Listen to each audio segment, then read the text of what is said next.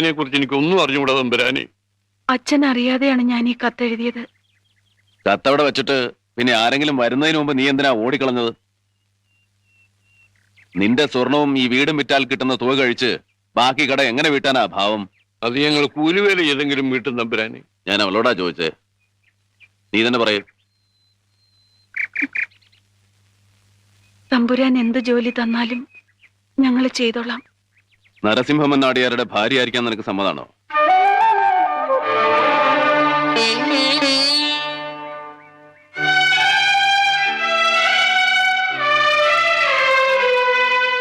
തമ്പുരാൻ എന്താ ഈ പറയുന്നത്? അങ്ങയുടെ നിഴലറ്റത്ത് പോലും നിൽക്കാനുള്ള യോഗ്യത ഞങ്ങൾക്കില്ല. എടയങ്ങടെ കുലവും ഗോത്രവും ഒന്നും ഞാൻ ചോദിച്ചില്ല. വിവാഹം തീരുമാനിച്ചത് മന്നാടിയാരാ. മൈഥിലിക്ക് എന്നെ ഇഷ്ടമാണെങ്കിൽ അടുത്ത ശുഭമുഹൂർത്തത്തിൽ കാമാക്ഷിപുരം ക്ഷേത്രത്തിൽ വെച്ച് അവൾ നരസിംഹ മന്നാടിയാരുടെ ഭാര്യയാവും.